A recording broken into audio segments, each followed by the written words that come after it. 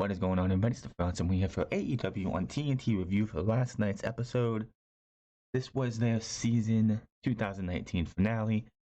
This was not their best effort, plain and simple. Especially that ending. Who in the back thought that was a good idea? That was awful. First off, the Young Bucks should have won the tag team titles last night. I don't know what the benefit is of SCU keeping the titles. I think it would have been better to have the Bucks win the championship, but they went that route, and then the Dark Order thing afterwards is not working for me. The Dark Order, when they debuted, were just who, what, why. Then they disappeared. They lost the tag team title tournament. I think the first round, their first match, and they disappeared. We had not seen the Dark Order since they lost that match in the tag team title tournament. Then we started seeing videos and vignettes of joindarkorder.com. So, okay, we're intrigued. People are intrigued. What's Dark Order going to do? How is this going to continue to build up? And how are we going to flip the Dark Order around to make it interesting? And then they recruit the Beaver Boys.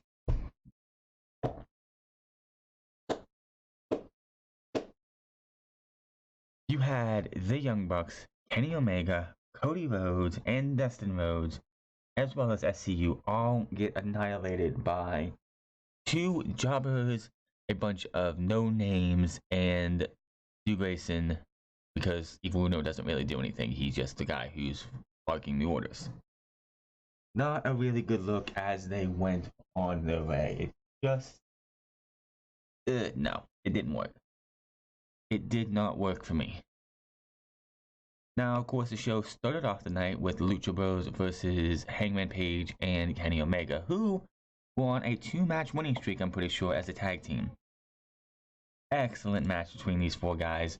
I will have to say is that I do like the fact that, as I mentioned on Unscripted this past weekend, Chris Jericho reportedly held a backstage meeting talking to everybody that you're burying the referees. You need to slow it down, be better with the match psychology, stop taking the piss out of the referees, stop acting like the tag team rules don't matter.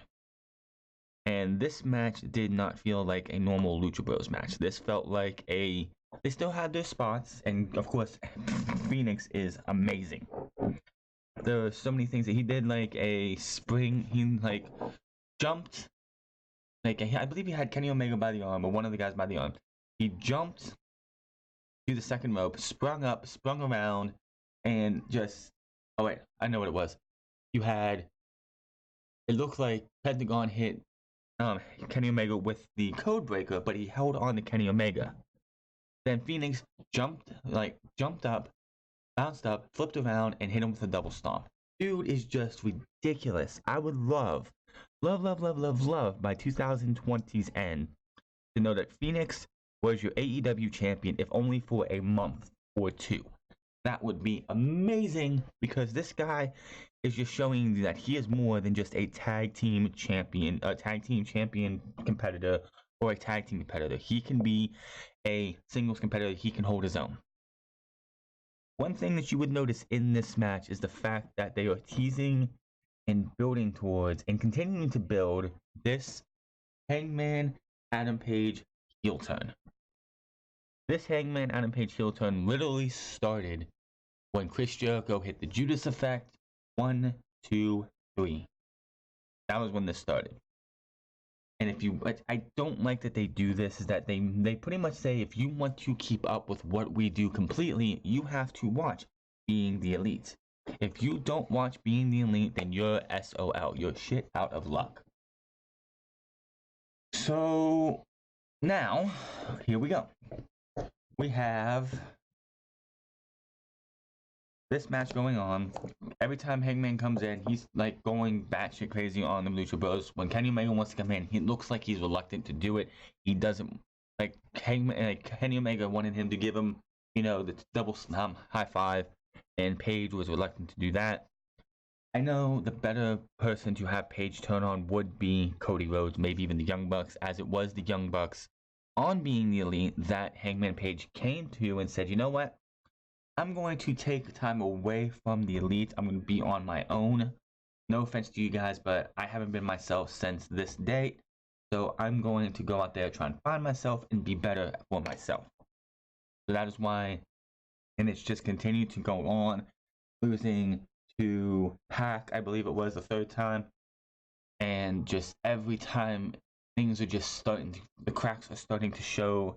It's starting to chip away. It's starting to break away. Hangman Adam Page is going to crack, break, and just be destroyed. And it's nothing that's going. It's going to be interesting to see what happens. So this match is coming down to the end. Pentagon counters. We get a missing communication. Page accidentally clotheslines Omega. Pentagon ends the match with a double foot stomp cover. 1, 2, 3. And the Lucha Bros are your winners. So after the match, Omega and Page are still in the ring. Page and Omega start getting into it. Pac appears on the Titantron. He wants Omega to follow him to the back. Pac walks into a room with Michael Nakazawa back. Is towards the door. Omega runs to the back as fast as he can during the split screen commercial break. Omega and Page run to the back only to get attacked by Lucha Bros once more. Omega gets up and tries to find Nakazawa, and Page is following him. Here's my thing.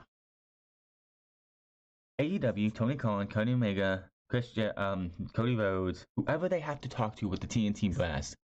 Just because you have picture-in-picture ability doesn't mean you need to do it. During a match is fine. During segments where we don't hear what's going on, yes, the UK gets them. Anybody watching on Fight TV gets them. We in the United States do not. We have to watch the picture-in-picture, and then we get nothing. I do not want to see crowd shots just because we're waiting for somebody's entrance to come down. Just go to commercial break and then come back. I do not need to see picture-in-picture outside of a wrestling match. Here's a good idea. Just stop doing it. And another thing that is infuriating. It's like you have, maybe Kenny Omega said something. Maybe Kenny Omega said something to Page and he's like, come on Page, let's go. We don't hear what they're saying because we have to listen to commercials. Do we really have to have the sound to the commercials to see what's going on with the commercial? Just do, if you're going to do picture-in-picture and you have something important, like I remember a couple weeks ago when Chris Jericho was walking backstage before with Jake Hager and he runs into the librarians. They cut to picture-in-picture.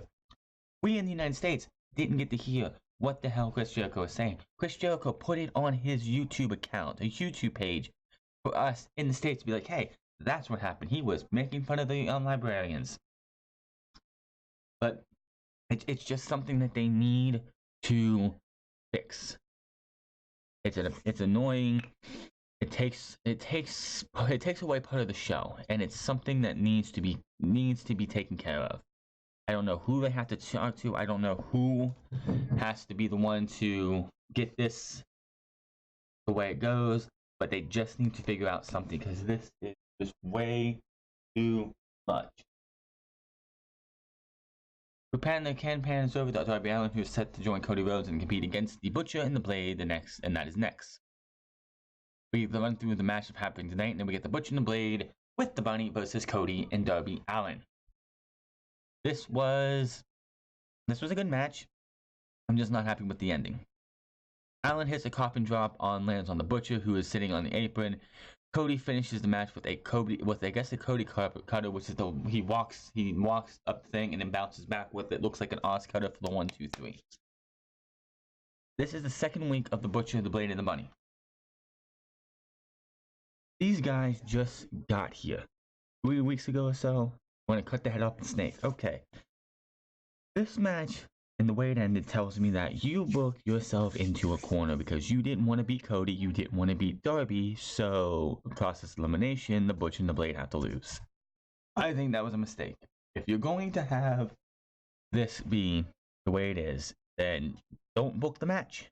If you don't want Cody to lose, if you don't want Darby to lose, then don't book the match. Or here's an even better idea, because I think it's about time that they did this, and I don't know why they haven't yet. We need a match to end in disqualification because that rule has not been established. Yeah, you'll have the people on commentary be like, "Oh, that should be a disqualification," or "Referee is just using his or her discretion." Bullshit. There needs to be disqualifications in AEW. We have not had one yet. So if you did not want them to be pinned, have the Butcher and the Blade win or lose by disqualification. How hard is that? It's still a win or loss. It's not like it's win, loss, draw, or win or loser. I mean, DQ or no. It just they need to do a better job. This was not a good end to this match. I would not have. I mean, you're like the ratings are going to be set on the first anyway in 2 weeks. So why does it matter if Butcher and Blade win this match? It's not going to kill Cody. It's not going to kill Darby. So why are you going to sit there and have these guys lose like this? Or win, like, how would you, like, you got to establish people. So are the Butcher and the Blade hired guns, or are they going to be guys who are just losers? Because after last night, they just feel like losers. Awesome Kong versus some local jobber, backspin up in the face palm. Follows up with the face plant, 1, 2, 3. Who really cares?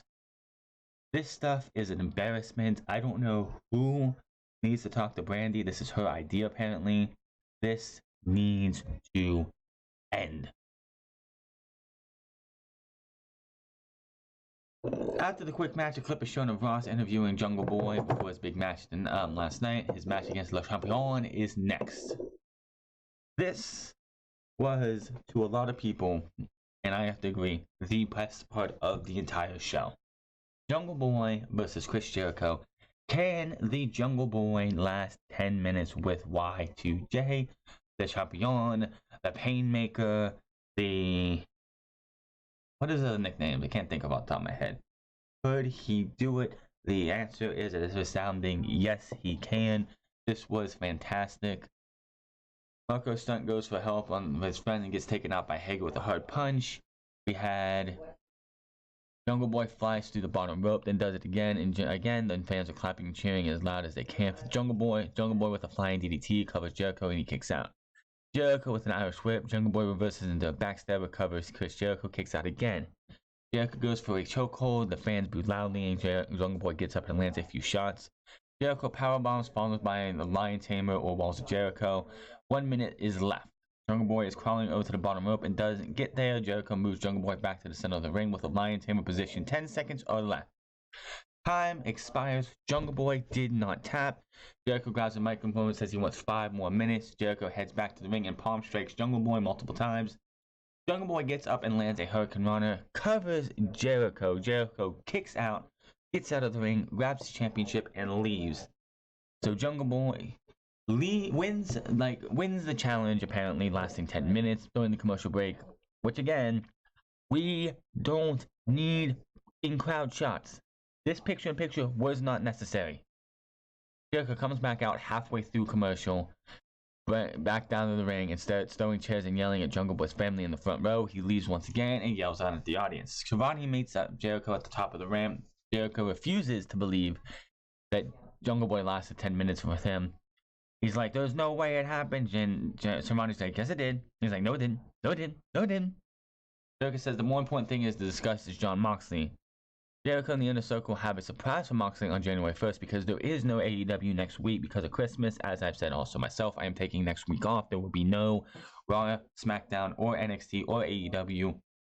There won't be anything until we get to Saturday, which is Saturday and Sunday next week. Not this Saturday and Sunday, not the 20th and the 21st, but the 28th and the 29th, right? Yeah, the 28th and the 29th. 28th is going to be a retrospective of AEW in the first year and things that I want to expand into.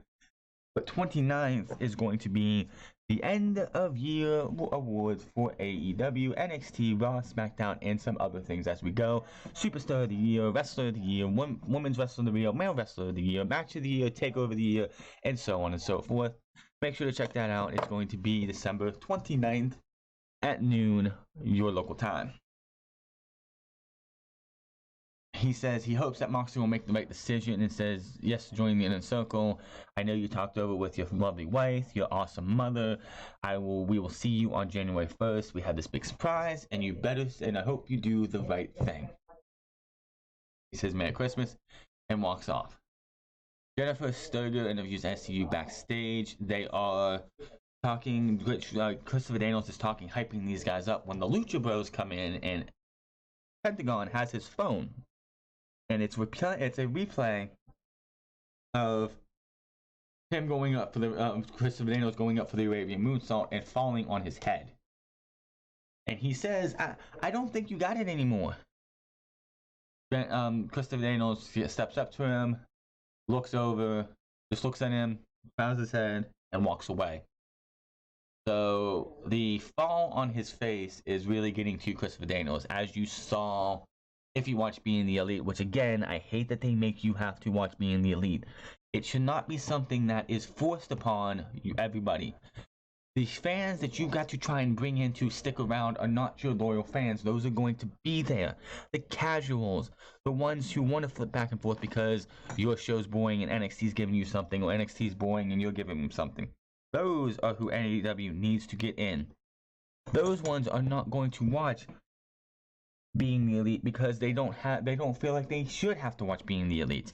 You need to stop using Being the Elite as a vehicle for your TNT show. Sorry, it just doesn't work. Britt Baker DMD versus Chris Statlander, #1 contender for the AEW Women's World Title. That match will happen on the Homecoming show in January. This was a decent match here. I don't know if it was if this was worthy of a #1 contenders match. Britt Baker is nowhere near where she needs to be. Chris Statlander is she's got some rough edges, needs to be smoothed out still, but that's fine. She's still young. But Britt Baker tries to go for the lock job, but Statlander reverses it, standing up, and puts her into the Big Bang Theory, which is that package power driver, tombstone like a move she uses. 1, 2, 3, and Chris Statlander is your winner. Shivani congratulates Statlander. She touches his nose, and then Brandy comes out to embarrass herself even more. She congratulates Statlander. She knew she could do it. Brandy has an open-ended question she needs an answer to. She wants to know if Statlander is with the Nightmare Collective or not. Statlander takes her finger, she puts it to her nose, looks like she's gonna touch Brandy's nose, but then she takes her finger and just does the finger wag, Brandy is not happy with that. The other, Melina Cruz and Awesome Kong distract Statlander, who ends up eating a heel to the eye, which just, why? Can we please stop the Nightmare Collective? It doesn't work. How are you going to have the Nightmare Collective, a group of women who are heels, when the Nightmare Family is a group of baby faces? Why? This doesn't work. Brandy is not great on the microphone. The only thing that she ever did good, I should say, was when she was Eden Styles and she was doing ring announcing, and she was okay at that at best.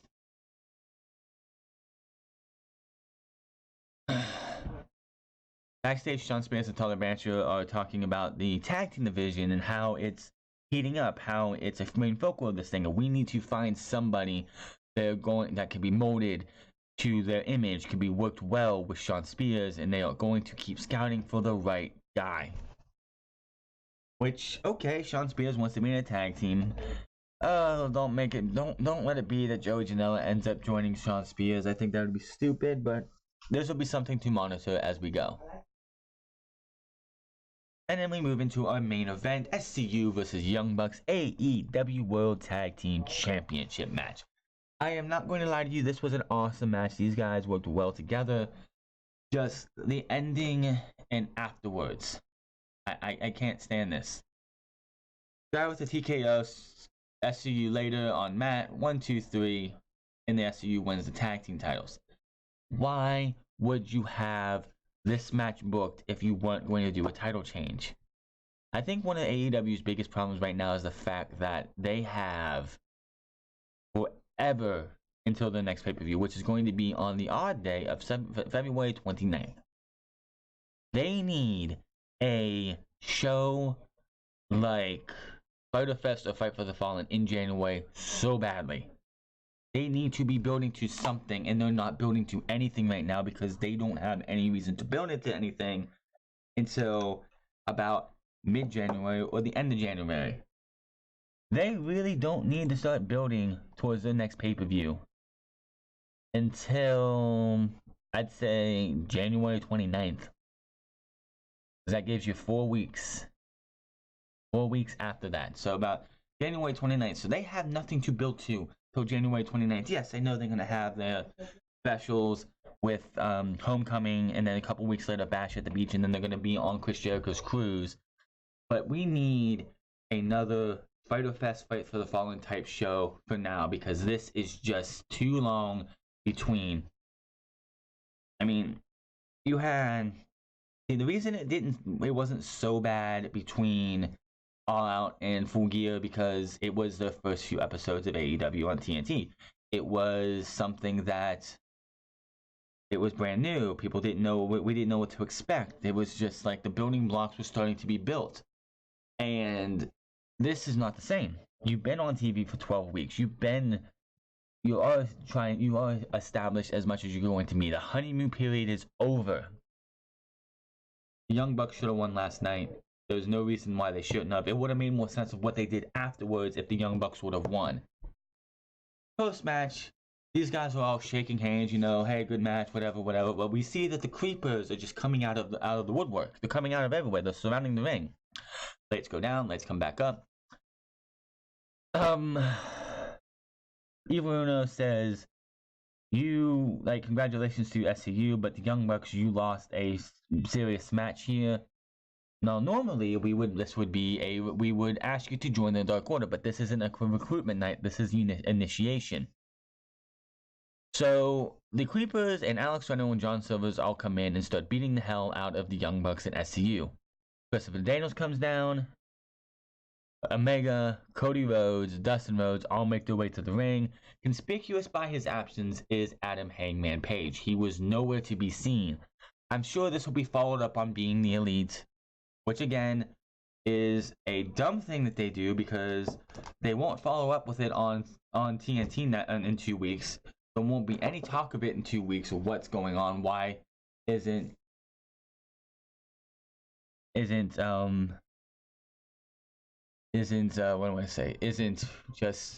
just one of those things that you gotta realize is that they just the show just this ending sucked.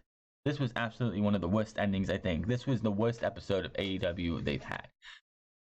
Both shows, I've heard that NXT had a great show, had a takeover like show, which is not surprising. It's just how good NXT can be. And I'll talk about that tomorrow. I'll have that recorded later today and be up for you guys tomorrow as I watch that. But AEW wanted to be an alternative. But I don't think that they're doing a good enough job. Yes, they have good matches. Yes, they have great promos because, you have MJF, you have Chris Jericho, you have a Cody Rhodes. But there's parts of the show that just feel like it's the worst parts of WWE being brought in. The Librarians, this whole entire segment with the Creepers and the Dark Order, that feels like something that Vince McMahon himself would book if he wanted to. It just feels like that they're not hitting the honeymoon period is 100% over. The honeymoon period ended after Full Gear, in my opinion. When you got to that very first pay-per-view after you were on TV, and Chris Jericho won the world title match by referee stoppage due to MJF throwing in the towel, that just told me that the honeymoon period is over. They need to start picking this up, and they need to start building for the future. We're going to talk about that, not this Saturday, next Saturday in 100 Part 1 for an Unscripted. Because I want to get my thoughts collected and everything, and get everything ready as we get to ourselves. But this was just a very poor taste. I wish they had any wrestling going on next week for this show, but because it's on TNT, because it's Christmas, and because they do that stupid movie over and over and over again, on Tuesday and Wednesday on Christmas Eve and Christmas Day. No AEW. NXT will have a show next week, but it's going to be taped before it's been taped beforehand. So I'm not going to watch it. I don't usually watch. If I do watch it, it's not going to be reviewed. Just like Raw is already pre-taped for this coming Monday, which I'm not going to be watching or reviewing because it's already done in the book. I know SmackDown is going to actually be live. It's not going to be a pre-tape, but I already decided that we're not going to have anything until we get to Saturday, which is usually when I do SmackDown anyway recently because of things outside of my control. But yeah, NXT probably is going to win this week's War simply because AEW, and I also think the fact that it's the holiday season, it's the holiday times, they're going to pump the brakes on anything big, and they're just going to give you as little effort as they can because they could do much worse than they did. I think missing like Jon Moxley being off is positive plus negative. I think having Jon Moxley would have do something would have been good for this show. I'm not going to say great, would have been good for this show. In the end, there was some good stuff, but not everything was good. That ending was terrible. Brandy Rhodes has to stop. They have got to stop this Nightmare Collective. I don't know what the end game is. I really don't care what the end game is. All I know is this is just not going to work. They need to move on to something other than the Nightmare Collective. But that is your AEW on TNT review. Hit that subscribe button, comment down below, like or dislike this video. Find me on Twitter at The France Club. Find me on twitch.tv/The